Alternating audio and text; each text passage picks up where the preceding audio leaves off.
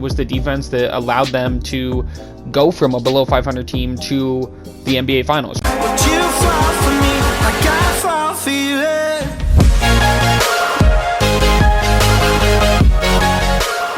Alright everybody, welcome back to another episode of NBA Now. It's your boy Dom, and we're gonna get right into things here today. So, yesterday was the first game of the NBA Finals this year. Obviously with the Celtics beating the Warriors in Game 1 in Golden State. It was a different prediction than a lot of people had, and I think, obviously I was planning on doing a Celtics video today. I wasn't able to get out a video to you guys yesterday, so I do apologize about that, but obviously we are getting back on the groove of things here. But the Celtics defense was phenomenal. When you look at kind of what turned them around during the season, it was the defense. It was the defense that allowed them to go from a below 500 team to the NBA Finals, right? It's this same defense that is coming up crucial in the NBA Finals, facing one of the most potent offenses all year, right? You look at this team, there are endless scorers, let alone just shooters that maybe can't create their own shot as well. There are endless scorers and shot creators across this roster. I mean, you look at Steph Curry, you look at Jordan Poole, you look at Klay Thompson, you look at, I mean, there's just so many guys on this team. You look at Andrew Wiggins, right? This guy was an all-star. I didn't even think of him off the top of my head. So there's so many guys that can go create their own shot, and then all these guys are good off the catch and shoot, right? You're not mad if you're the Warriors and you get a catch and shoot shot with Klay Thompson. In fact, you'd prefer that, but he's been able to create his own shot a little bit more, right? You're not mad if Wiggins is catching and shooting because he's a solid three-point shooter, right?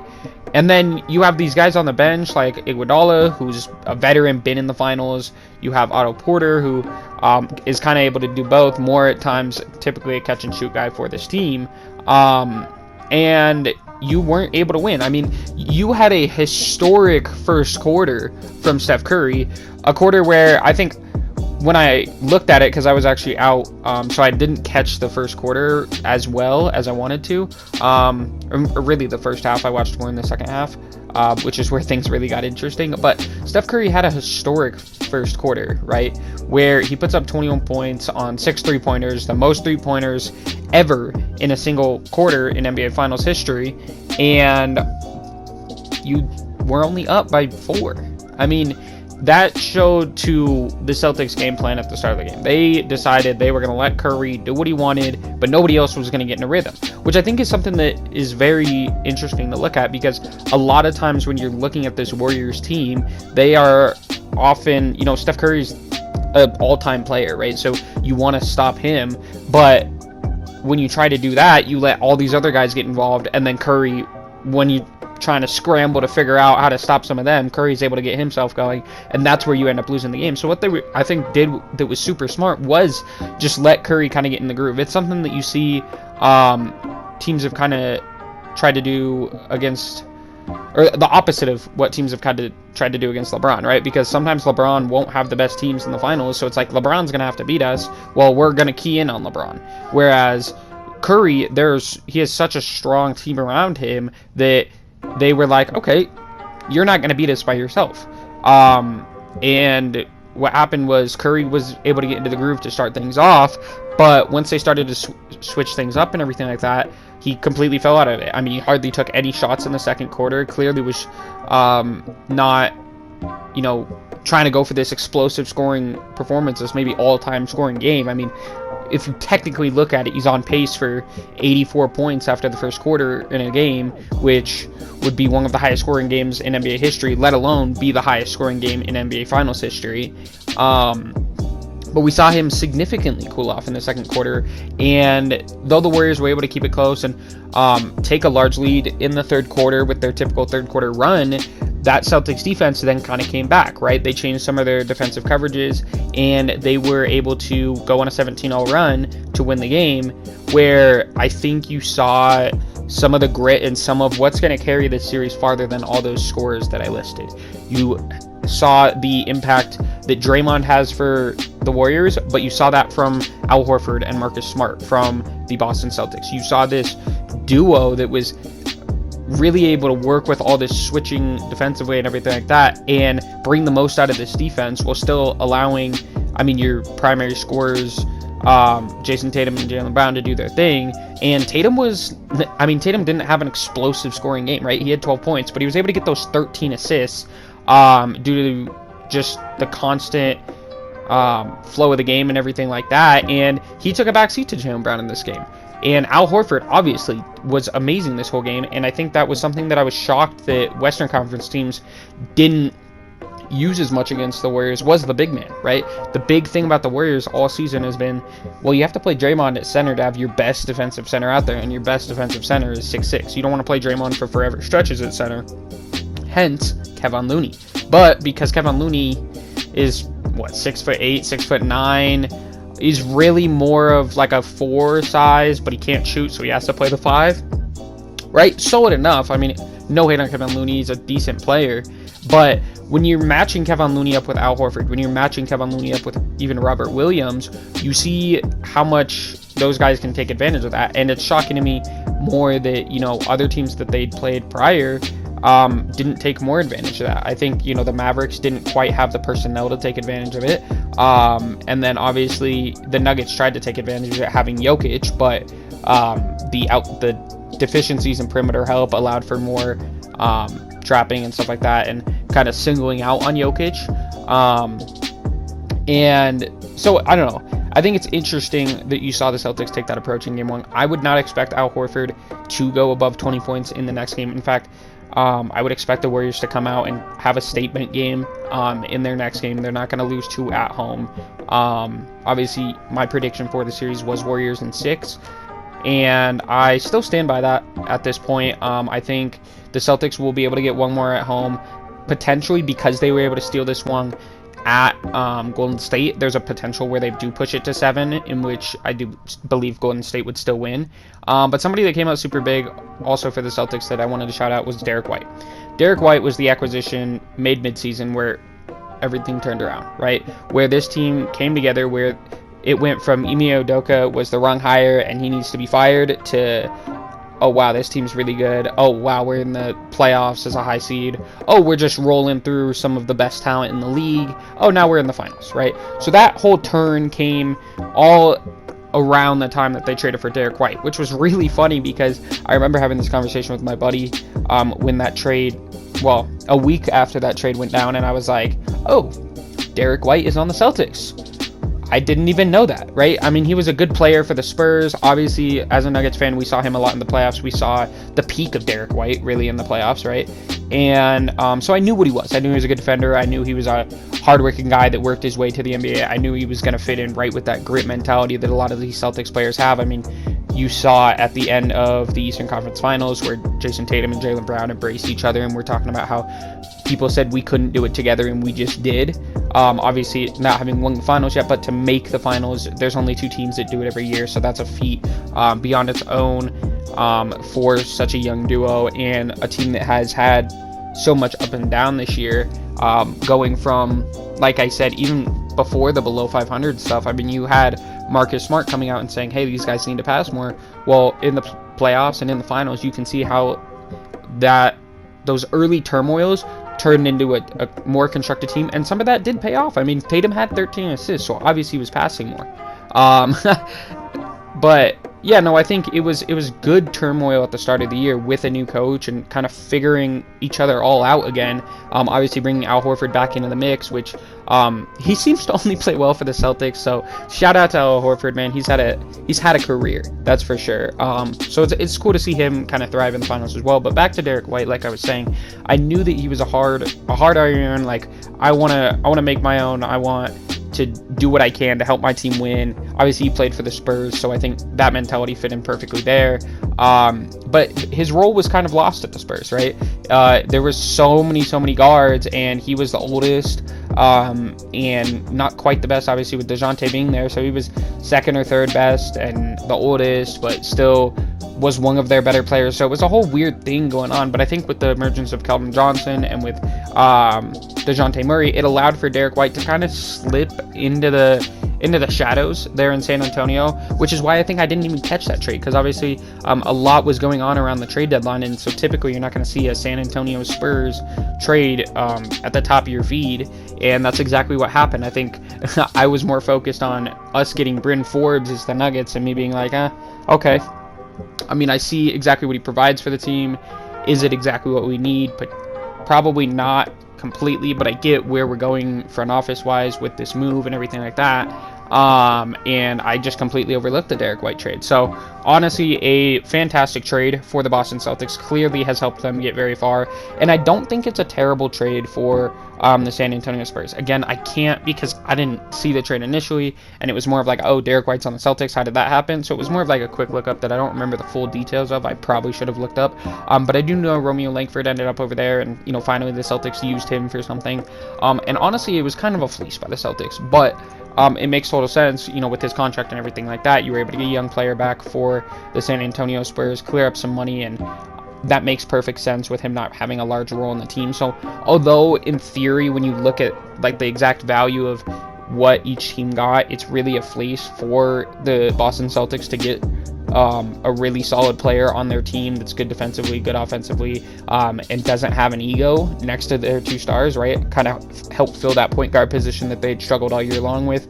Obviously, Marcus Smart plays a lot there as well, but Derrick White, does his fair share at point guard as well, and it turned around their season, I think. So that trade can't be understated enough, or overstated enough, whatever way that needs to be worded.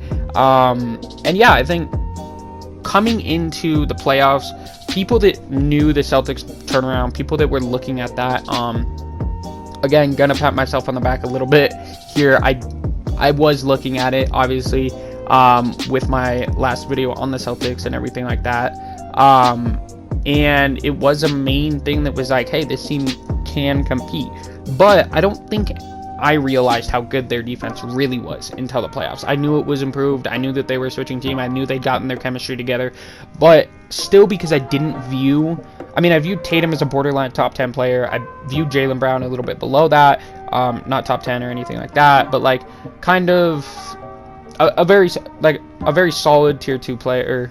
Kind of not a number one option on a team, but definitely a guy that can win you games in the regular season as a number one option, and a guy that definitely can help you in the playoffs as a number two, kind of like a really high number two option, if that makes sense. So like higher than like a Chris Middleton is where I view Jaylen Brown. And so because they didn't have that top 5 player or whatnot, and I saw teams like the Brooklyn Nets that clearly had a top 5 player and a borderline top 10. I saw the Philadelphia 76ers, a team that had at least 2 top 10 players, right? Now James Harden's had his ups and downs, so you want to call him a borderline or below a top 10 at this point. That's perfectly valid based on his past performances, but I viewed that as like their what can they do in the playoffs? They can be a top 5 player, both of them. And so because I saw teams like that in their own conference, and I was like, I don't know how the Celtics are going to beat some of those teams. I mean, I know their defense is good, but how good does your defense have to be to stop some of these teams? And it was good enough. It was beyond good enough. I think that first, so the thing is in their first series against Brooklyn, I wanted Brooklyn to win.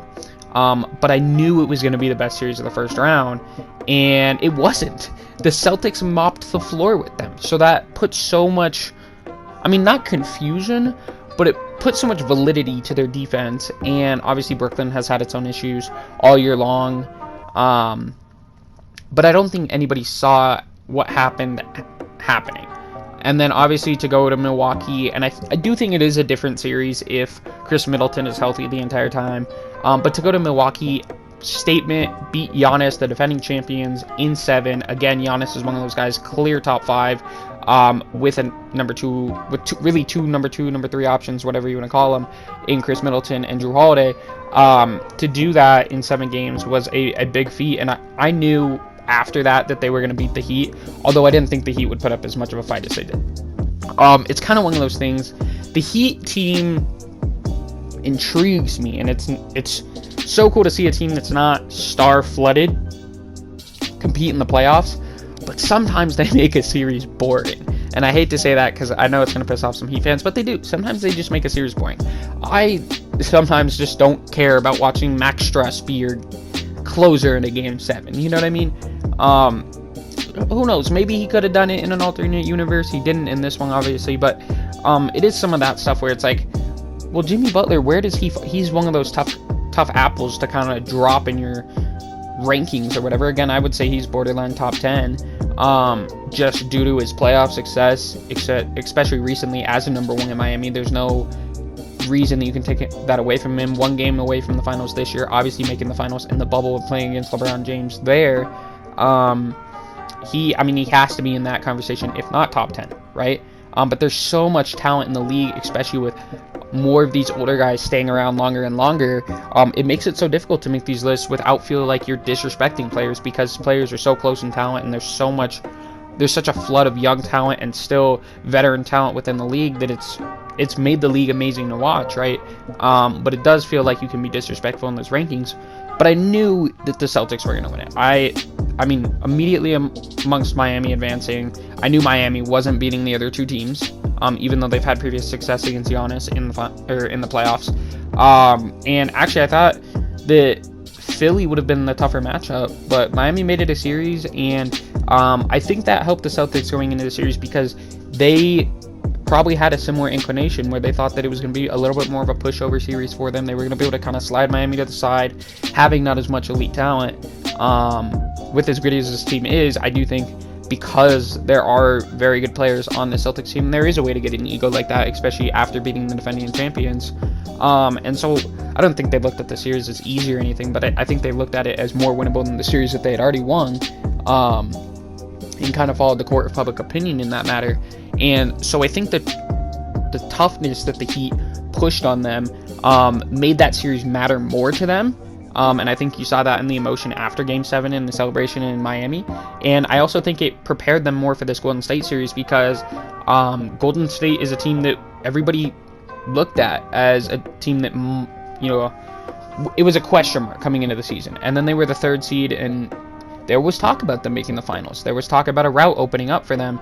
But people were so high on Phoenix. People were obviously high on Denver with us having the reigning MVP, although I don't think anybody had Denver going to the finals or anything like that. And then with rising teams like Memphis being able to win so many games without Ja as they did in their regular season, it made Golden State kind of fly under the radar all season long while still having its constant supporters of, hey, this team might be a finals team.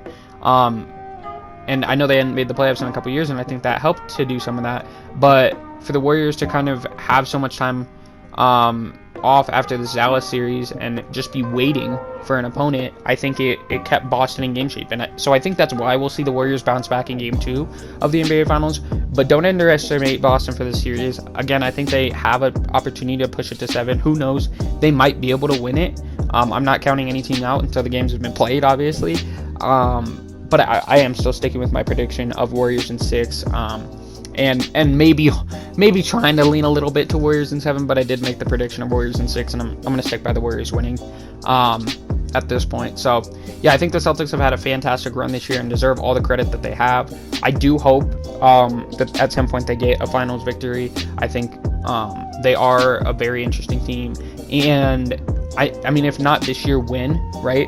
If not this year, win. It's so hard to get back to the finals. I mean, we just saw Giannis not get back to him after the amazing performance that he had last year, absolutely just destroying Phoenix. And so, if not now, win is exactly what I just said, but it's very true. It's they need to come out, and they're young, but they need to come out and play like they may never make it back. Golden State's an anomaly, and LeBron is an anomaly. You don't make the finals that many times in your career, typically. I mean, it's so rare, especially, like I said, with so much talent in the league, to do that. So, if the Celtics continue to play like this is their only finals that they're ever going to make, that's exactly how they need to play. They need to play with all their cards on the table, ready to go, ready to lose it all, right? And in a sense of like, this is our one opportunity, right? And I think the Celtics have an opportunity to win it playing that way. I would be ecstatic to see them win it. Obviously, I want to see Steph Curry get his Finals MVP finally, as I've said, being a Curry fan and everything like that. But yeah, I think the Celtics would be super, super cool to see win it. And and kind of, I guess, we would see all offseason about the Celtics and Lakers ring count and everything like that, which would be pretty annoying. But for Tatum and Brown to win it and kind of silence the haters, the doubters, and everything like that, and solidify themselves as a true, I mean, I think they have at this point, in my opinion. But I guess there are still their doubters and everything like that. Obviously, with so many more people picking the Warriors to win the series than the Celtics prior to Game 1. Now, I know there was a lot of switching after Game 1, but with so many people predicting that prior to Game 1, I do think there are still those doubters on if such a young duo can get it done, and it'll be super cool to see if they can. And yeah, that's kind of it. I know I kind of rambled here at the end. I just wanted to make sure I kind of got all my points across. Obviously, I hope you guys did enjoy, and make sure you guys stay tuned for more videos. Some Zion news has come out, so that's the leak for the next video, I guess. And I'll catch you all next time. Peace out, guys.